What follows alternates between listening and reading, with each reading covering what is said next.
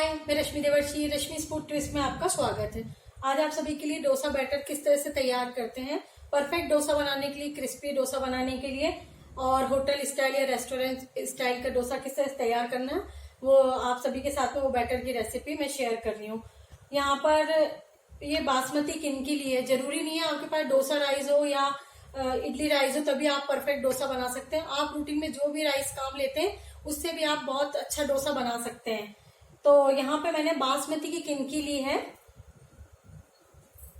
और ये वाला बोल लिया जिसका मैं मेजरमेंट करूंगी। आप जिस भी कटोरी से मेजरमेंट करें वो इसी तरह यही लेना आपको मेजरमेंट उसका। तो 3 बोल में ये चावल ले रही हूँ। ये छिलके वाली उड़द की दाल काम ले रही हूँ। तमिलनाडु के साइड में इस तरह का डोसा बनाया जाता है और मैंने जब इसको ट्राई किया तो ये बहुत टेस्टी डोसा लगता है ये, तो आप इसे जरूर ट्राई करके देखें। तो 1 बोल छिलके वाली उड़द की दाल मैं एक साथ ही इसको मिला रही हूँ। अलग अलग करने की कोई जरूरत नहीं है, इस तरह से भी अच्छी तरह से अच्छा बैटर तैयार होगा। और यहाँ 1 टेबल स्पून चने की दाल और आधी टीस्पून दाना मेथी। अब इन सभी चीजों को अच्छी तरह से मिला के और 2 से 3 बार इसको अच्छी तरह से धो लें। एक बार इसको 2 से 3 बार धोने के बाद अब इसको सोक करने के लिए इसको रख देते हैं। 8 घंटे के लिए आप इसको या ओवरनाइट इसको आप सोक करके रख दें। ये अच्छी तरह से भीग चुका है, सोक करके जो रखा था हमने दाल चावल। अब इसको हम अच्छी तरह से ग्राइंड कर लेंगे।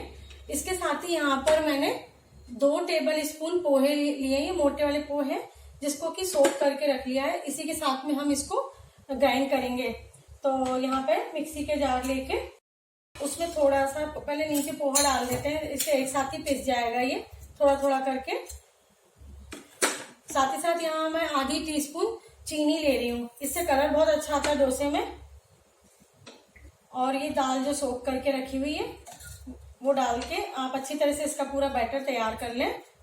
पानी की जरूरत हो तो ये वाला पानी यूज कर लें क्योंकि हमने साफ कर लिया था दाल और चावल को अच्छी तरह से, और इसको अच्छी तरह से पीस लें। बस इतना स्मूथ करना है उनको पेस्ट सारा इसका। ये पीस के सारा रख लें अच्छी तरह से। सारा ये पीस के तैयार कर लिया हमने अच्छी तरह से। अब इसको खमीर उठने के लिए 8 से 9 घंटे के लिए आप किसी भी गर्म जगह पे रख दे। गर्मी में तो ये आसानी से इसमें खमीर आ जाता है और सर्दी हो तो इसको आप गर्म जगह पे रखें। तो 8 से 9 घंटे के बाद हम देखेंगे कि खमीर अच्छी तरह से उठा कि नहीं। घोल जो हमने पीसा था देखते हैं इसमें खमीर आ चुका है क्या। इसमें अच्छी तरह से खमीर आ चुका है। अब पहले इसको हल्के हाथ से पहले अच्छी तरह से मिला लें और हमेशा घोल में एक साथ पानी न डालें, पहले इसको आधा कर लें। जिससे कि यदि आप बिगनर्स हैं और आपको भी आइडिया नहीं है कि कितना पानी डालने से डोसा अच्छा बनता है, तो आप पहले आधा खाली कर लें, इसमें थोड़ा सा खाली करके फिर पानी डालें। मैंने आधा घोल इसमें निकाल लिया है इसमें, और आप इसको आधा इस तरह से गाढ़ा रखा है कि जरूरत पड़ेगी तो हम इसको गाढ़ा पतला कर सकें, गाढ़ा कर सकें, इसलिए एक्स्ट्रा हमेशा रखना चाहिए।